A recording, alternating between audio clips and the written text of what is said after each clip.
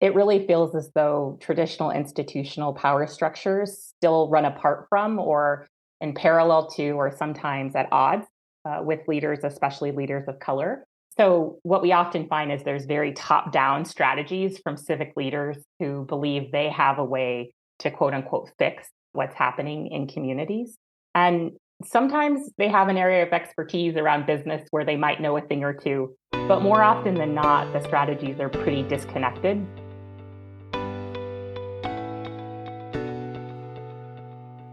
Welcome to The Measure.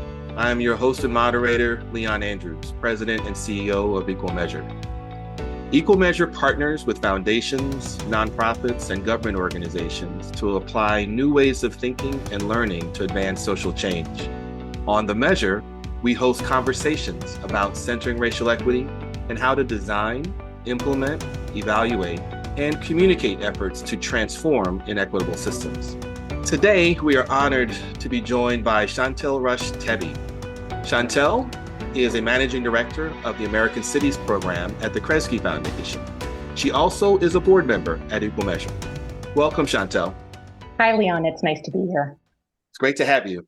So as you know, at Equal Measure, we seek to drive place-based systems change that centers racial equity using our superpowers, evaluation, strategy, and communications. So we believe context of place is so deeply entangled in the work that we do.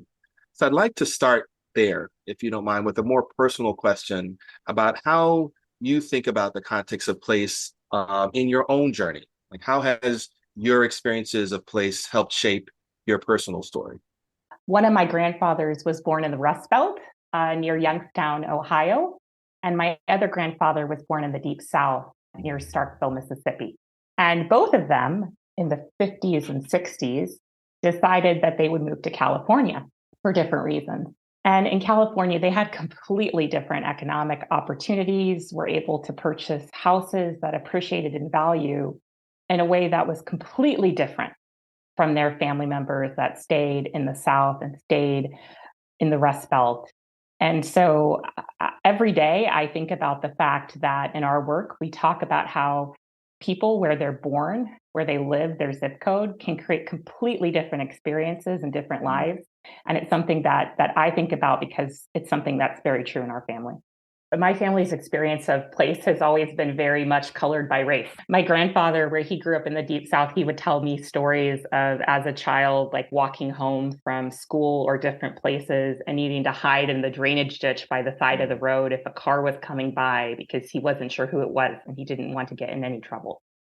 And so he had this one experience. My dad, as a child in Los Angeles, has memories of watching Los Angeles burn while the Watts riot were taking place. And so he has in his mind a very forefront experience of race and racism growing up, even in California in the 60s and 70s. Yeah. Thank you for sharing that. And as I'd love to hear as you think about the transition that your both your grandparents made to California. Like, how has that even shaped you as you think about your place? Yeah, that's interesting. So I grew up in Orange County, California, which is politically conservative, but a melting pot of different races. I was one of probably 2 or 3 Black students at my elementary school. And so I was definitely sort of like an other in that environment. And I grew up in a lower middle class community that had immigrant population. So Orange County, where I grew up, the neighborhood that I grew up in is actually a very large Vietnamese American community and a very large Latin American Hispanic speaking community. So California was this melting pot, right, that my family never, ever got to be a part of an experience. And so that was different. And it gave me a different perspective, I think, of what a multicultural society can look like. That's very different than what we maybe experience or talk about here where I live now in the Midwest.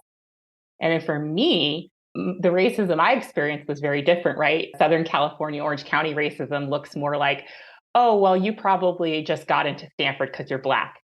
Or it's kind of offhanded comments that even in a situation or an environment that is purportedly like relatively progressive, or even when you're around progressive people, there's still a lot of racism.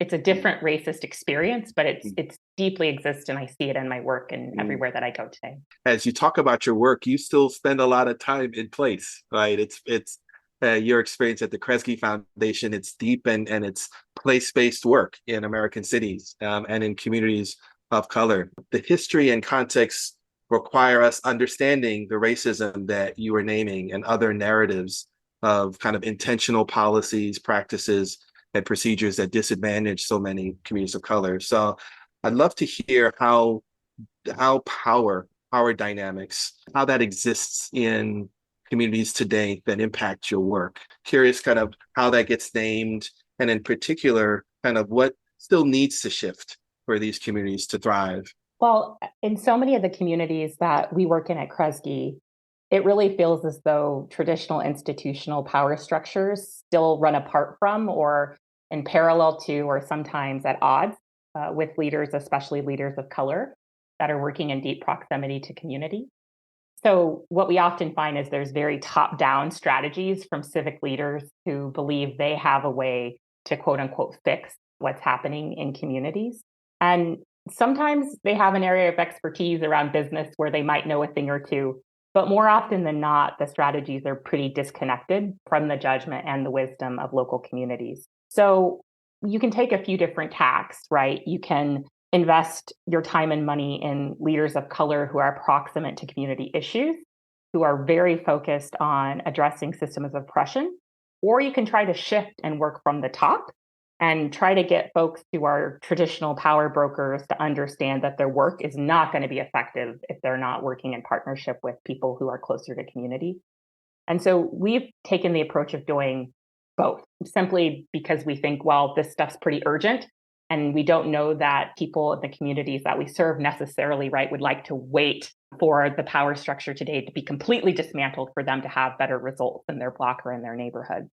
So we have funded different strategies and projects to help folks who are in the power structures understand that they need to work differently to reorient their thought. And then at the same time, we try to invest very, very deeply in organizations led by people of color in neighborhoods who can do the everyday ground up work and who have a firm view of what the policy changes would be. And our thought is that like what needs to happen is that those two groups of people become more and more in line, that they talk more, and that the folks who have been the traditional power structure actually reorient and change their work and start to give up some of that power over time.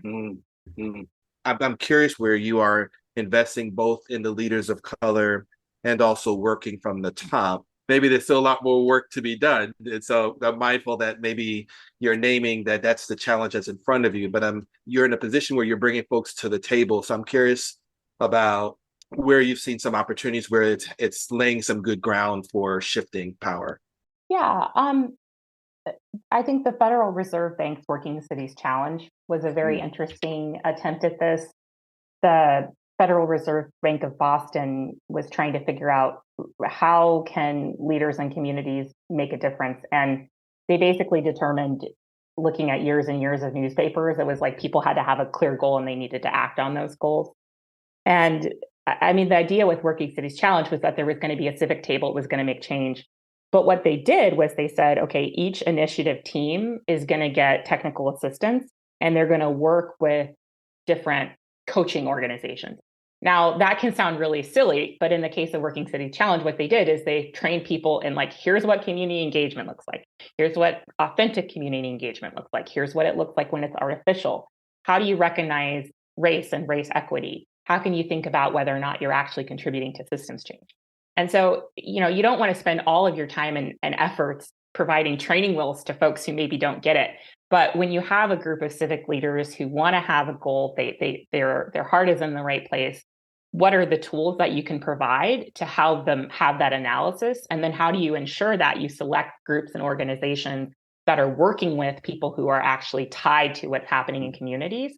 And I think, that was a good example of there are several different projects that happened throughout Working Cities Challenge where people who would have, I believe, been working in their own silo, the way they had always worked, were actually spending time talking with people in direct service organizations, at schools, at community development corporations, and coming together and figuring out different solutions.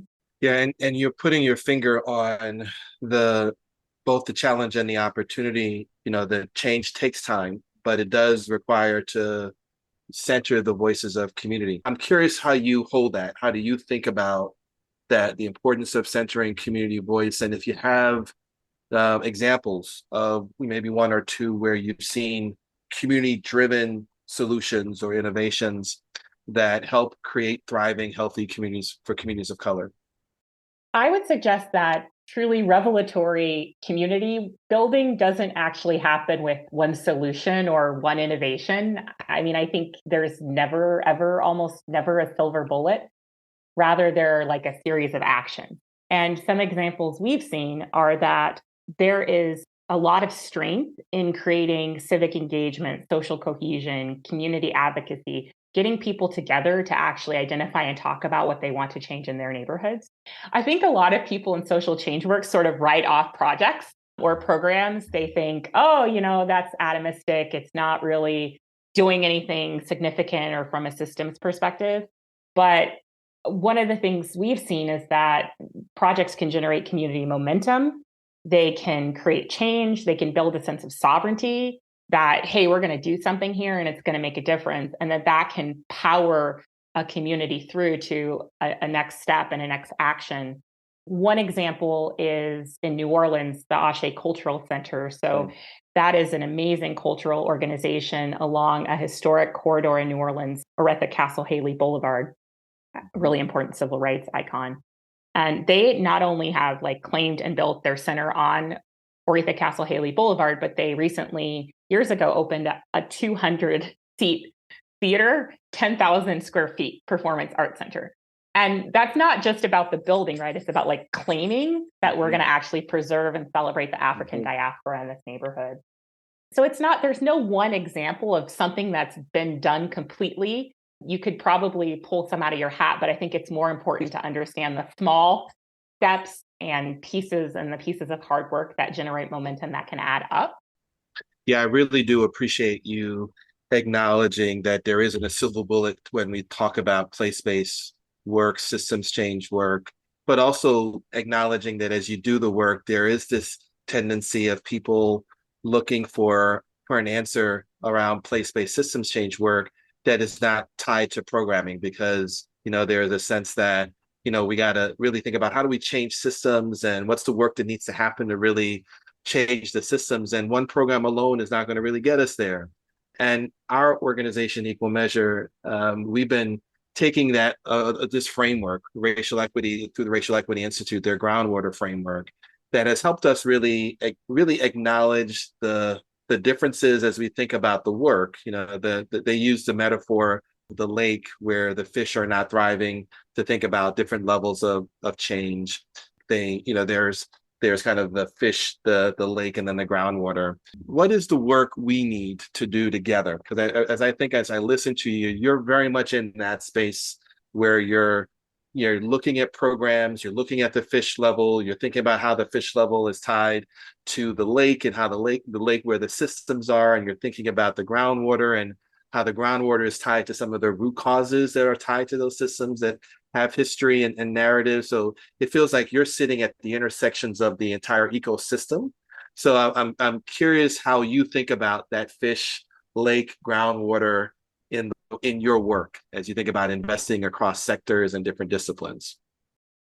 I think this is similar to how we think about power dynamics, right? So in a power dynamic analysis, you're figuring out how do you connect power brokers, right, with the vision and understanding of what community members are asking for. And you're trying to figure out how community members can voice their concerns and demand different action from power brokers. In the context of social change, where you're thinking about, are we working in direct services or are we creating this huge policy change?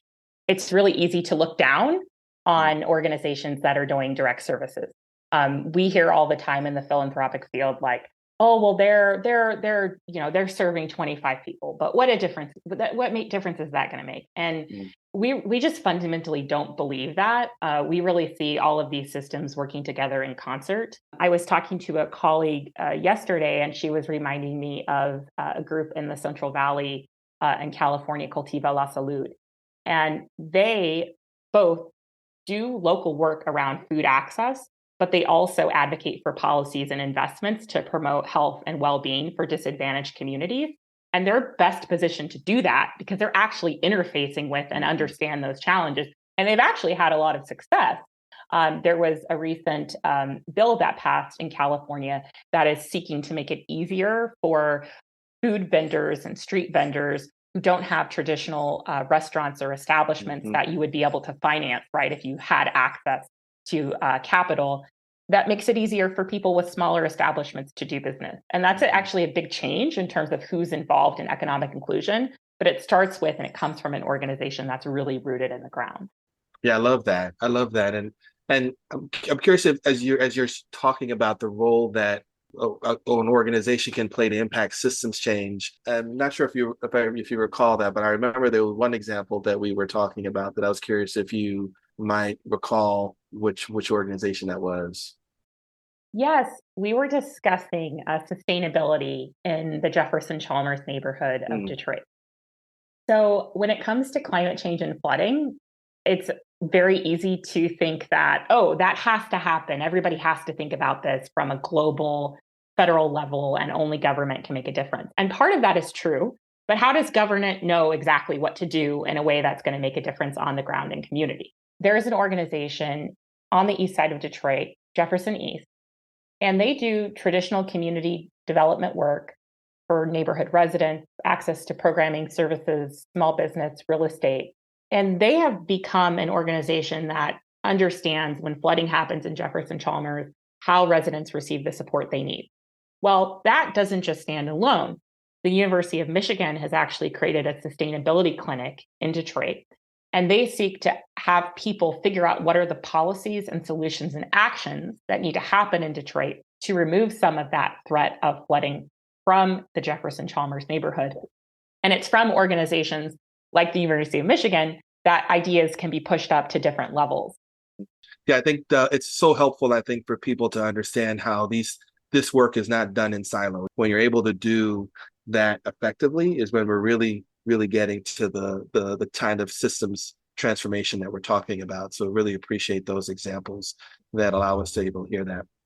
Yeah, and I think this is very exciting because I think more and more organizations and people are recognizing this.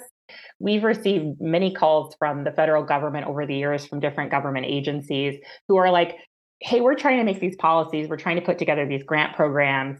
We're not really, sure how that lands in community. And so we've spoken over the years and connected folks with people from community in cities across the country, and they've given ideas. And you can kind of see the federal government trying to respond to some of these during the Obama administration. There was the SC2 initiative where government was trying to embed itself better to figure out how funds and federal initiatives could land in cities. We also see that local organizations are understanding the role that they need to play in policy. In New Orleans, there's an organization called Waterwise Gulf South, and they do an amazing job of building green infrastructure and advocating and organizing with community members about what has to happen with city government, with state government to protect their neighborhood.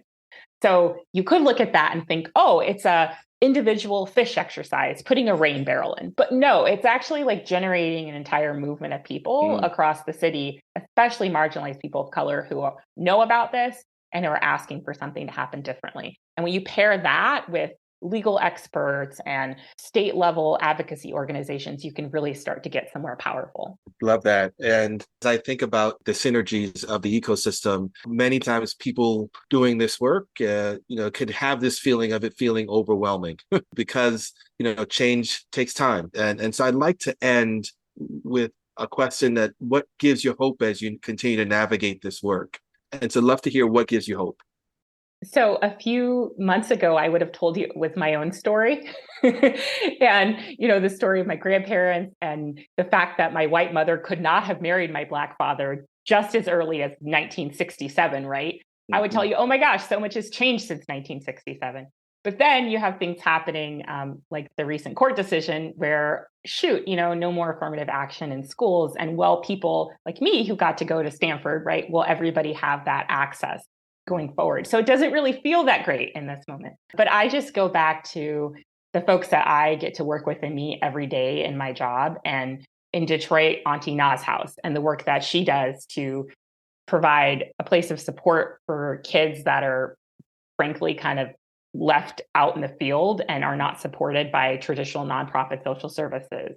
If you go to the south part of Memphis, you go to Vance Avenue Child Development Center and you meet Barbara, and she's just like cooking hundreds of meals for kids every day after school. And then you meet people in Memphis who want to figure out how to support the work of Miss Barbara. And they're in government, they're in philanthropy, they are in some of those historically traditional power broker types of positions that you think wouldn't even be attuned to what Miss Barbara was doing. So I think there's more and more of us that are working on these challenges. And I have to think that because it's simply the right thing, that hopefully we'll get there over time after some fits and starts and setbacks and frustrations. I love that. I'd like to leave you with a quote inspired by my conversation with Chantel. It comes from the late Dr. Martin Luther King Jr. from a speech given at the National Cathedral less than a week before he was assassinated. We shall overcome, because the arc of the moral universe is long, but it bends towards justice. You can learn more about Equal Measure by visiting our website, equalmeasure.org, and be sure to rate, comment, and subscribe to the Measure podcast.